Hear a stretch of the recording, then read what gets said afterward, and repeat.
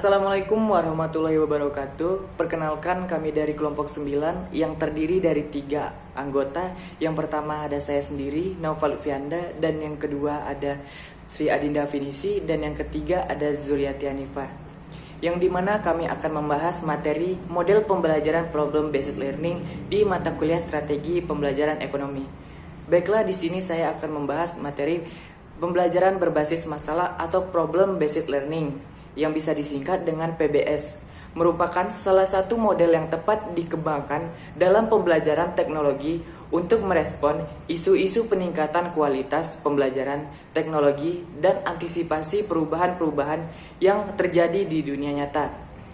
Pembelajaran berbasis masalah atau PBL adalah strategi pembelajaran yang menggerakkan siswa sebagai belajar secara aktif, memecahkan masalah yang kompleks dalam situasi realistik. Pembelajaran berbasis learning juga merupakan suatu pembelajaran yang menyuguhkan berbagai situasi bermasalah yang autentik dan bermakna kepada siswa yang berfungsi sebagai landasan bagi investigasi dan penyelidikan siswa. PBL membantu siswa untuk mengembangkan keterampilan untuk belajar secara mandiri, keterampilan penyelidikan, dan keterampilan mengatasi masalah serta perilaku dan keterampilan sosial sesuai peran orang dewasa. Baiklah, hanya itu yang dapat saya sampaikan. Selanjutnya akan dilanjutkan oleh Saudari Dinda Finisi. Baiklah, selanjutnya materi tahapan-tahapan pembelajaran problem based learning. Yang pertama yaitu ada orientasi siswa kepada masalah. Guru menjelaskan tujuan pembelajaran, menjelaskan logistik yang dibutuhkan, memotivasi siswa agar terlibat pada aktivitas pemecahan masalah yang dipilihnya. Pertama, sampaikan pada siswa tentang tujuan pembelajaran yang ingin Anda capai. Kemudian, sajikan sebuah masalah yang harus dipecahkan siswa. Masalah digunakan untuk meningkatkan rasa ingin tahu, kemampuan analisis, juga inisiatif. Lalu pastikan setiap anggota paham berbagai istilah serta konsep yang ada dalam masalah. Sebagai guru, Anda juga berperan sebagai pemberi motivasi agar setiap siswa terlibat langsung dalam pemecahan masalah. Selanjutnya yaitu ada mengorganisasikan siswa untuk belajar. Guru membantu siswa mendefinisikan dan mengorganisasikan tugas belajar yang berhubungan dengan masalah tersebut. Setiap anggota dalam kelompok akan menyampaikan informasi yang sudah dimiliki perihal masalah yang ada. Kemudian akan terjadi diskusi yang membahas informasi faktual dan juga informasi yang dimiliki setiap siswa. Nah, disinilah brainstorming dilakukan. Peran Anda sebagai guru adalah membantu siswa untuk mengorganisasikan tugas belajar yang relevan dengan masalah yang disajikan. Problem-based learning membutuhkan keterampilan kolaborasi di antara siswa yang menurut mereka untuk menyelidiki masalah secara bersama. Oleh karena itu, mereka juga membutuhkan bantuan untuk merencanakan penyelidikan dan tugas-tugas belajarnya. Mengorganisasikan siswa ke dalam kelompok-kelompok belajar, kooperatif juga berlaku untuk mengorganisasikan siswa ke dalam kelompok problem-based learning. Intinya di sini adalah guru membantu siswa mendefinisikan dan mengorganisasikan tugas belajar yang berhubungan dengan masalah yang akan dipecahkannya.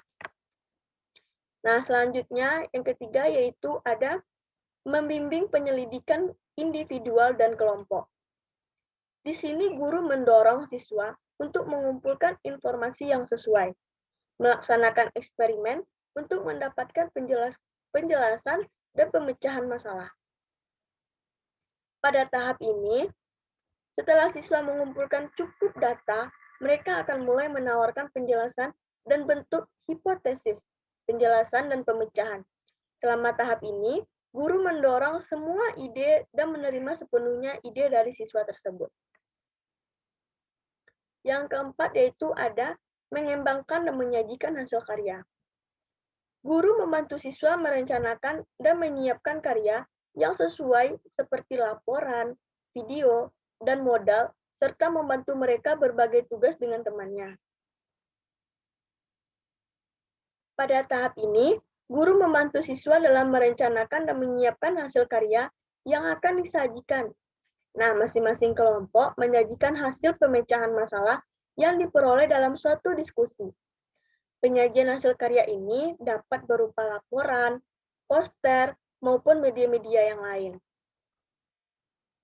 Yang terakhir yaitu ada menganalisis dan mengevaluasi proses pemecahan masalah. Nah, di sini guru membantu melakukan refleksi atau evaluasi terhadap penyelidikan dan proses yang mereka gunakan. Nah, guru tersebut mengarahkan siswa untuk melakukan refleksi dan evaluasi dalam setiap proses yang dilakukan dalam penyelidikan. Kelompokkan bagian yang sudah dianalisis keterkaitannya satu dengan yang lain, manakah yang paling menunjang, bertentangan, dan lain-lain. Nah, tahap akhir ini meliputi aktivitas yang dimaksud untuk membantu siswa menganalisis dan mengevaluasi proses berpikir mereka sendiri. Dan di samping itu, juga mengevaluasi keterampilan penyelidikan dan keterampilan intelektual yang telah mereka gunakan. Nah, materi selanjutnya yaitu ada langkah-langkah problem-based learning. Langkah pertama yaitu ada problem yang diberikan dalam urutan belajar sebelum persiapan atau berlangsungnya kegiatan. Langkah kedua, situasi masalah diberikan kepada siswa dalam cara yang sama, seperti masalah itu terjadi dalam dunia nyata. Yang ketiga yaitu siswa bekerja menyelesaikan masalah yang dapat memberi peluang dirinya berpikir dan menggunakan pengetahuan sesuai dengan level belajarnya. Yang keempat, lingkup belajar memecahkan masalah ditetapkan dan digunakan sebagai pemandu belajar individual pada siswa. Yang kelima yaitu pengetahuan dan keterampilan yang diperlukan untuk belajar diterapkan kembali pada masalah untuk mengevaluasi keefektifan belajar. Nah, yang terakhir di sini ada belajar yang terjadi di dalam kerja dengan masalah dan dalam belajar individual diringkas dan diintegrasikan ke dalam pengetahuan dan keterampilan yang sudah dimiliki oleh siswa. Oke, baiklah. Untuk materi selanjutnya yaitu praktek problem-based learning. Pembelajaran diawali dengan guru menjelaskan tujuan dari pelaksanaan pembelajaran dengan mode PBL, menjelaskan perangkat yang dibutuhkan dalam PBL dan aktivitas yang akan dilaksanakan oleh guru dan siswa. Masing-masing kelompok diberikan PC dengan jenis kerusakan berbeda. Tiap kelompok harus menentukan sendiri tugas belajar apa saja yang dibutuhkan terkait dalam upaya menyelesaikan perbaikan PC. Dan juga menentukan peralatan dan bahan apa saja yang diperlukan dalam penyelesaian masalah. Selanjutnya, siswa belajar dalam lingkungan kelompok untuk melaksanakan eksperimen perbaikan PC. Masing-masing kelompok melakukan penyelidikan terhadap kerusakan PC yang diawali dengan pertama, mengidentifikasi gejala kerusakan. Yang kedua, menafsirkan gejala kerusakan dengan tepat. Yang ketiga, merumuskan langkah perbaikan. Yang keempat, melaksanakan perbaikan. Dalam tahapan ini, siswa akan mempelajari tentang berbagai gejala kerusakan PC, makna gejala kerusakan PC, dan langkah perbaikan yang tepat. Siswa harus menentukan sendiri komponen-komponen yang sesuai dengan spesifikasi kerja PC pada kelompoknya. Perbaikan dilakukan antara kelompok satu dengan yang lain tidak sama persis, karena permasalahan kerusakan pada PC yang diberikan adalah benar-benar dari orang lain yang memang sedang rusak atau kerusakannya nyata.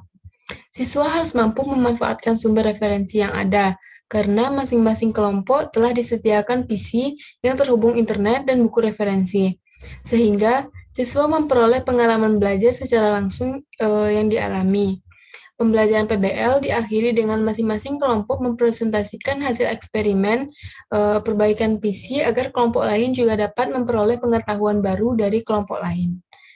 Hanya sekian saya kembalikan kepada moderator.